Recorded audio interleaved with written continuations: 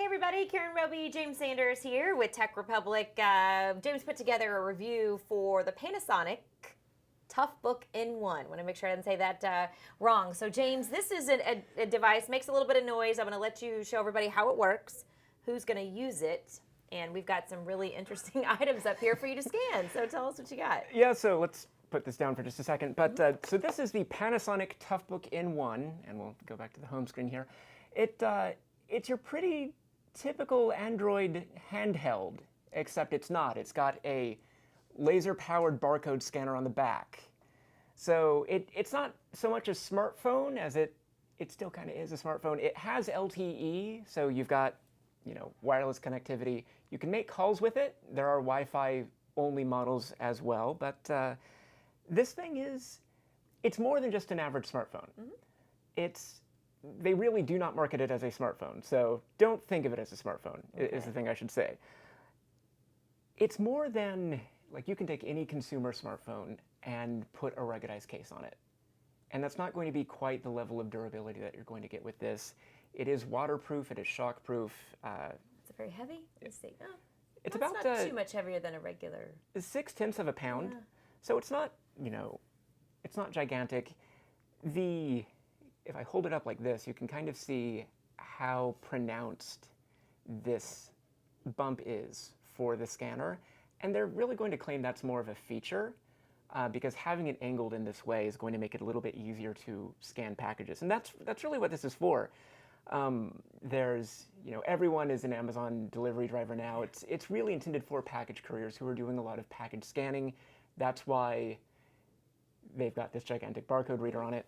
And I mean, that is practically the next Uber, right? Like everyone is delivering. Yeah, absolutely. So it's really not just intended for like the FedExes and UPSs of the world. Anyone can use it. And it has other features that, just because of how durable this is built to be, it can work really well in any industrial setting. It's got 2 front-facing speakers. Those get up to 100 decibels. So if you're in a really noisy environment, that's going to work pretty well for you too. You can hear practically everything. These are not speakers that you want to play music on necessarily. They're tuned a little more for voice than they are for audio playback, but they work. It is a device intended for the enterprise. It is really not a consumer-focused device. So if we turn on the scanner here, we've got our vintage copy, still sealed, of Microsoft Bob, and we can scan this little barcode you see on top, just like this.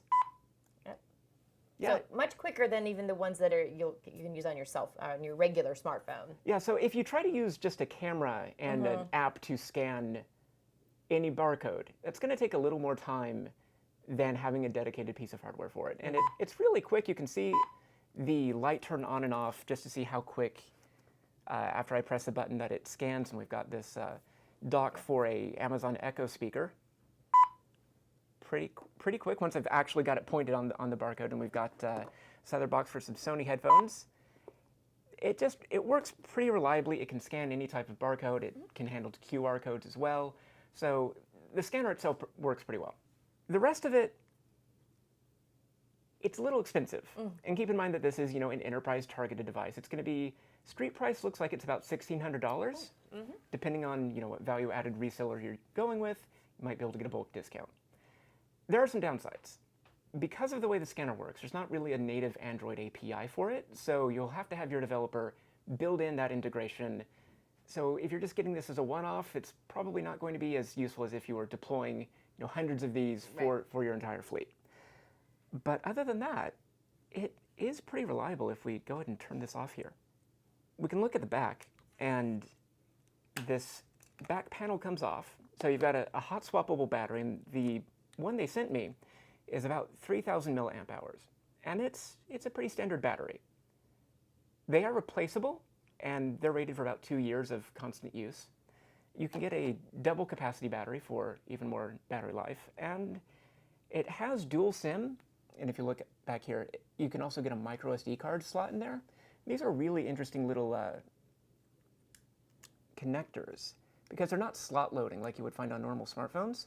And about 1,600 is where they're running. Yeah. Okay. So it is going to be more than like your Galaxy Note 10 type thing, but it is really more of an enterprise device. And just all of this is built, and you can see there's a little rubber gasket here to prevent water from getting in if you manage to dip it in a pool or something. And it's a very durable. That's a pretty durable case on there. Okay. So it is. Yeah. The case is built on. It is part of the design.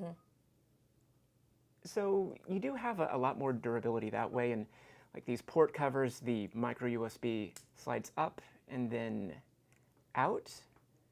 And if somehow you manage to break the little piece of rubber that keeps that on, it actually unscrews. So that is a field replaceable part. And all these ports are covered. I know everyone's moving to USB-C audio. This still has a 3.5 millimeter headphone jack. So if you have a wired headset, you can use that. It does support LDAC if you have a really new high-tech type of headset or Bluetooth earpiece.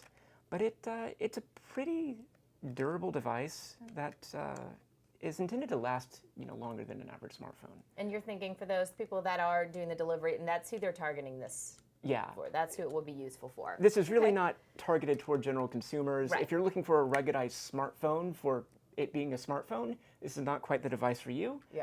But if you're looking for something that works well in industrial settings where you're doing a lot of inventory control type things, this is pretty reliable. All right, very good. Well, if you want to learn more about James's review of the Panasonic Toughbook N1, make sure you check out Tech Republic. Thanks for watching.